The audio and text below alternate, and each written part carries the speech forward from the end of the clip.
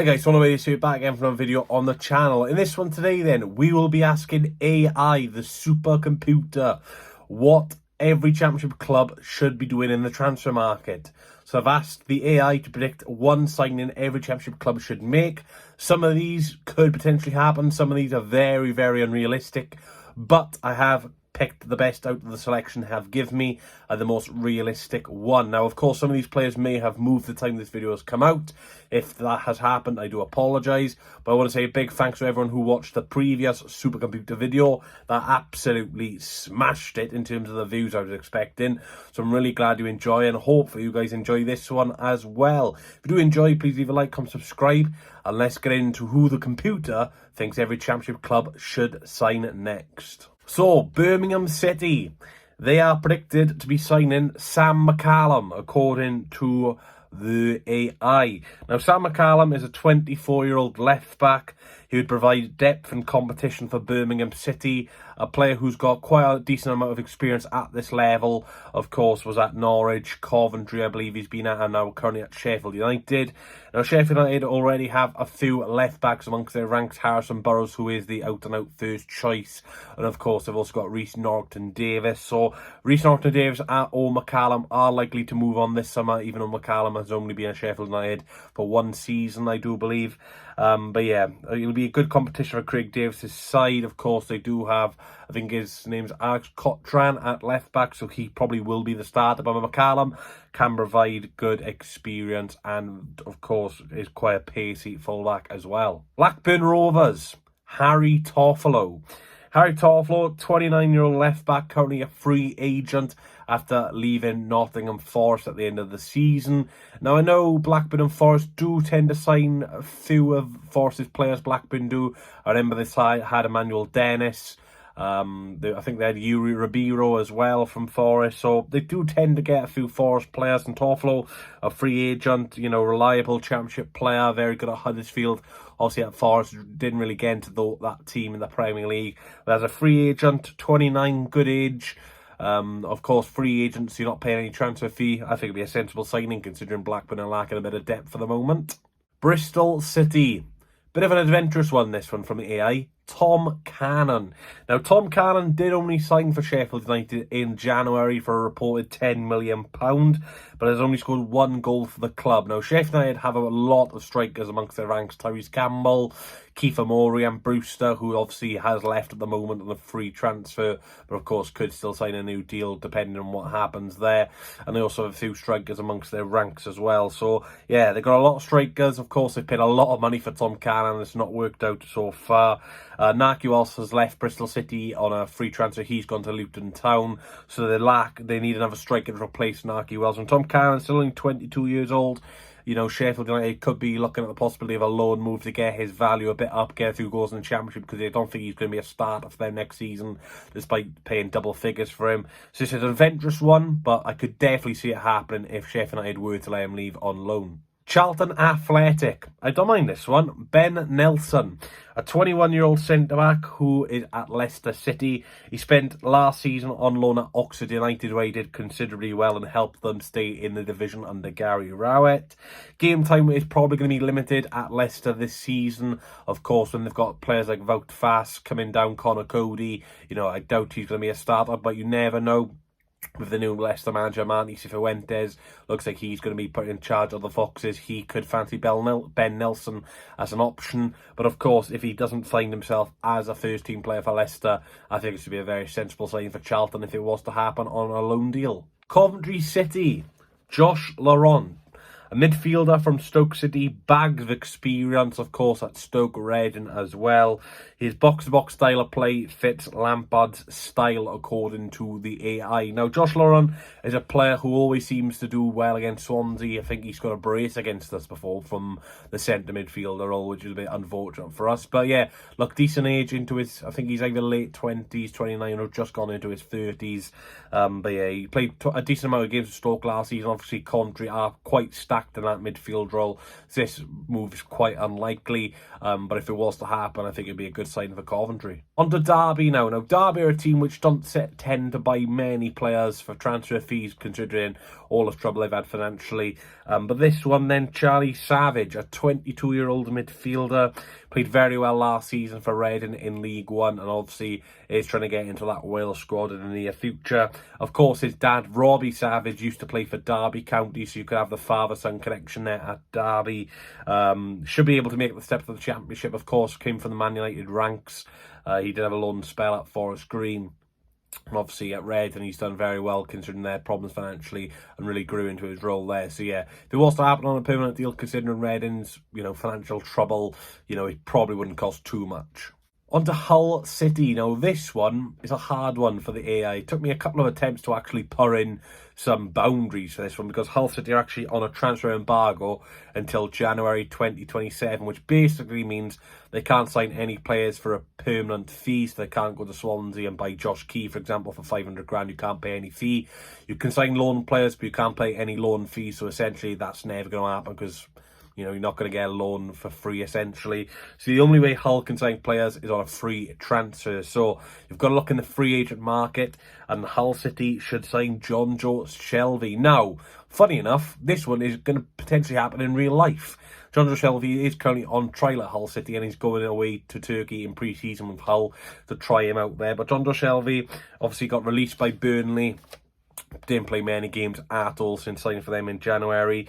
He's got experience in England, but has not played regular football in England for a long, long time.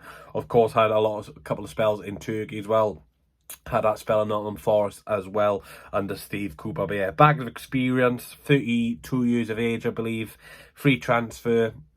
Considering the whole situation, if they want to sign someone, I guess John Shelvey could be that man. On to Ipswich Town, and now we have our first overseas player, Matt Burstrup, RB Salzburg midfielder.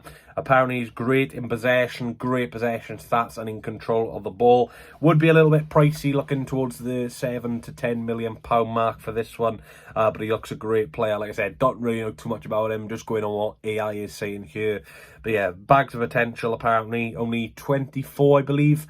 So again, in that, coming into his prime range. But yeah, Ipswich obviously like playing that high-style, tiki-taka, high-pressing football under Kieran McKenna. Obviously, Premier League level last season didn't really work out, but at Championship level, we saw how devastating they were to this league 2 years ago. So yeah, if they do lose some players in that midfield, like Sam Morsey, obviously they're not going to get the Kajist back on loan either. He's gone. So yeah, they're probably looking to strengthen that midfield position. So this one potentially could happen. On to Leicester City now. Again, another overseas player. Dario Osorio, a Midtjylland Chilean winger. Of course, Leicester last season kind of did struggle in that attacking area. Obviously, they had Jamie Vardy, really coming towards the end of his career now. Patson Daka, who simply has not done it for Leicester. Jordan Ayew, again, coming towards his end of his Premier League career. So yeah, they're definitely strengthening in those sort of areas. Now, this boy is a very fast winger, very skillful, and adds a lot of attacking quality. Now, of course, I got Mavididi, who we'd expect to be a starter for Leicester. He's a very, very good player. They've also got some other decent, tricky players. But I think, you don't want to add one more to the ranks in case of injuries and stuff like that. And again, a very pacey, fast winger. Someone who could buy a lot of fouls. Of course, Leicester will probably be one of the best teams in the league this season. And will probably be on the attack 9 times out of 10 in most games, where they'll probably be the most team trying to get the most goals, as they'll have the most quality. And obviously, having a pacey, tricky winger like this will help you massively buying fouls and stuff like that. On to Middlesbrough now. Now, this one, of course, don't think there's any rumours of this one happening, but according to AI, this is likely. And I generally could see it. Alfie Doughty from Luton Town. Now, of course, the new Middlesbrough manager, Rob Edwards, was previously the Luton Town coach. And Doughty in the Premier League was brilliant. Last season had his injury problems, but when he was fit, he was a good player for Luton. Now, obviously, left back / left wing back, not too sure what formation Rob Edwards will play at Borough, but Doughty's definitely better in that left wing back role. Brings great attacking numbers in terms of his assists and goals from the wing back position, very good, and is very dangerous dangerous on set pieces as well. He's got a hell of a left-footed delivery. Now, of course, probably won't want to be playing League One football last season. We've seen a few players from Luton jump ship already. Of course, probably the most notable one being Thomas Kaminski going to Charlton. Reece Burke's also going to Charlton. And of course, the club captain, Carlton Morris, has gone to Derby County. So 3 players there going to Championship clubs. And of course, Doughty could be another one. I could see this happening. Don't think it costs too much money. Of course, Luton aren't in a position of power, really being in League One. And of course, probably be losing a lot of money from last season. But of course, still will have a parachute payment, which is crazy considering they're now in League One. On to Millwall now. Now, this one's probably the most least likely one to happen, if I can get my words out.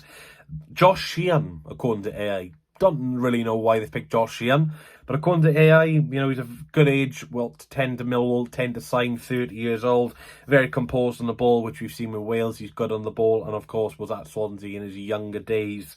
Has great leadership skills, has been captain of Bolton Wanderers, which is great for him, and he excels in a deep lying playmaker role. Now, Millwall, of course, aren't, the most enjoyable team to watch in the league, but they just get their job done, and Alex Neil's a very well-found manager at this level. Again, just knows what needs to be done. Very, very close again to the playoffs last season against Burnley on the final day. Probably the team you didn't want to come up against.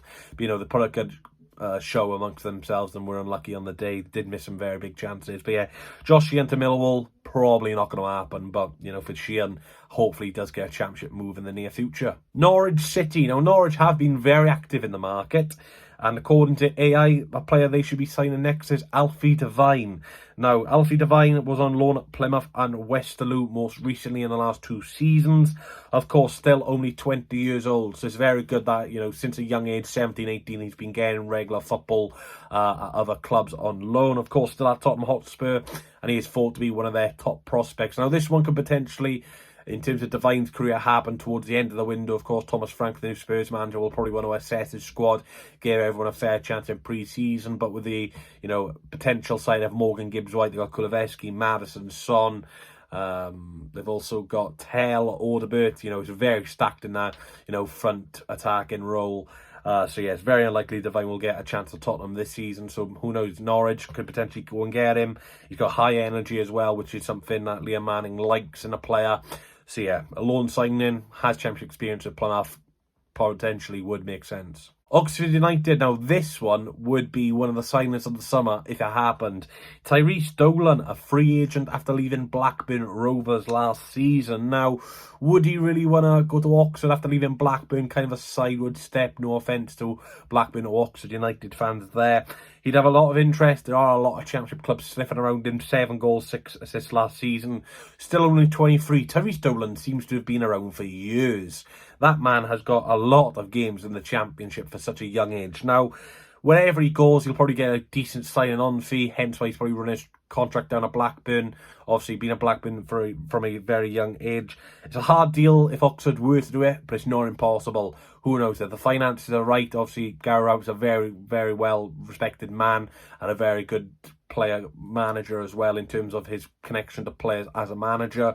Could happen. Very unlikely, though. And if it did happen, my word, what a signing it would be for Oxford United. We're on to the P's. Here it is Portsmouth, and they should sign Omar Richards, according to AI. He's a left-back from Nottingham Forest. Funny enough, has not played a senior game for Nottingham Forest. I believe he signed in the 2022-23 season, and he's been at loan at their parent clubs, where they also hold Marinakis holds a share in at Olympiacos and Rio Ave in the last 2 seasons. He isn't young. 27 years old, considering, he's been on loan the last 2 seasons, you would assume he's a youngster coming through. But no, his best days were probably at Reading in the Championship between the 2017 and 2021 season, where he was a youngster. Bayern Munich signed him. He played just over 10 games for Bayern Munich, and then Nottingham Forest signed him the season after that. So yeah, he's definitely got potential in terms of his ability, as Bayern Munich don't sign nobodies these days. But obviously his days at Forest are probably numbered now, considering he's not made a senior appearance. But yeah, definitely can do it at championship level. Portsmouth, of course, last season did quite well to stay in the league after a difficult start. But yeah, Omar Richards at Portsmouth, who knows? Preston North End, a former Swans player they should sign is Bursant Salina. Now, I can't believe Selina is only 28. I thought he was way older than that. Very technical player. He's very good in tight spaces and has experience at this level with Swansea and Ipswich. Now, a team like Preston do lack that little bit of creativity. They do have one or two players who can really be creative, but you do need a lot more in that squad in case of suspensions, injuries. Frukja Jensen for Preston I really rate. I think he's a very exciting player, and someone amongst those ranks who can help him a lot is Selina. Now, Selina is currently playing his football over in Sweden at AIK. So, will he want to leave to come back to the Championship? Who knows? But, Selina on his day, brilliant player. Queen's Park Rangers. Now, they should sign Rob Holding. He's only got 1 year left at Crystal Palace. Crystal Palace will definitely be looking to get rid of him this summer. Of course, spent last season on loan at Sheffield United. Didn't play too many games, but when he was called upon, every time I watched him, I thought he did a very good job. Now, Holding has had a bit of a weird career, really. Been at Arsenal. They signed him when he was a youngster, and unfortunately just faded at Arsenal and probably stayed there a bit too longer than he'd liked. Obviously joined Palace and then after a few months got demoted to their reserve team, which was a bit weird.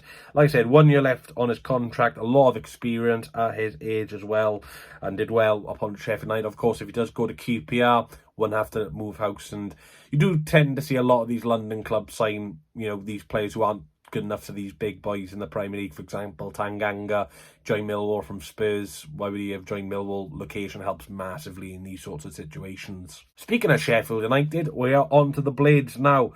A player they should sign is Joe Gelhardt from Leeds United. Now, Gelhardt is a player who just needs to find regular football. There is a player in there, is a very versatile, can play anywhere across the front three, and I think he can play in the number 10 position as well. Now, the manager at Sheffield United, Ruben Sellers, actually signed Joe Gelhardt last January for Hull on loan from Leeds United, and he did quite well at Hull City. Of course, doubt he'll get in that Leeds squad this season in the Premier League, with the likes of Perot, Dan James, etc., and some players they'll be adding to that forward line. So yeah, Gelhardt at Championship level just needs regular football, and of course at Sellers he did exceed last season and did actually help Hull beat Sheffield United at their ground 3-0. On to the other team in Sheffield Wednesday. Now, what sort of budget will they have this summer with Chansiri? Who knows? But according to AI, a player they should sign is Kamar Roof. Now, I believe Kamar Roof is a free agent after leaving Derby, but I do believe he is still on trial at Derby. So they're just probably assessing his fitness level, so that one could get done by Derby, or they might just decide not to sign him. But Kamar Roof, a free agent, 32 years old, has got previous experience playing in Yorkshire as well with Leeds United. He's got a lot of goals on his career, especially at Championship level. He did with Leeds United. Obviously, his legs may tend to be gone now, but, Chansiri probably would not care about that. I don't think he really looks in terms of the facts how good a player is these days. He just signs whatever he wants at the end of the day. But yeah, he needs regular game time, 32. These sort of players who've probably lost a yard of pace, they know where the goal is. If you can surround quick players around them, then, who needs their legs up front? But, Sheffield Wednesday, who knows who they're going to sign this summer. We're on to one of the favourites for promotion, Southampton. Now, they should sign Carlan Grant. Now, I think this will be a decent signing. Carlan Grant, again, can play off the left-hand side or up front. He did very well for Cardiff a couple of seasons ago on loan. Did very well there. Then came back to West Brom, did very well. But under Tony Mowbray last season, kind of faded out of the side. Of course, Tony Mowbray has left now.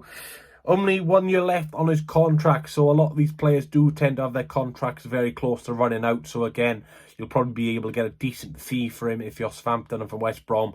You probably just want him off your books as you don't want to lose him on a free, considering the money they paid for him from Huddersfield Town. He knows where the net is. Like I said, Grant is a good player on his day, but when is his day? He's a bit inconsistent, so I'm not sure if Southampton should go for this deal, but I think Grant has got the ability to be a good goal scorer at this level, like he proved at Huddersfield. Stoke City. Now, Stoke have got a lot of experience in the team. Just like Aaron Cresswell from West Ham United.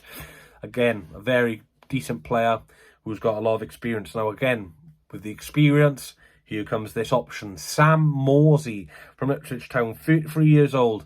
Of course, been amazing for Ipswich over the last 4 seasons. Obviously, been recalled back to the Egyptian national team recently as well.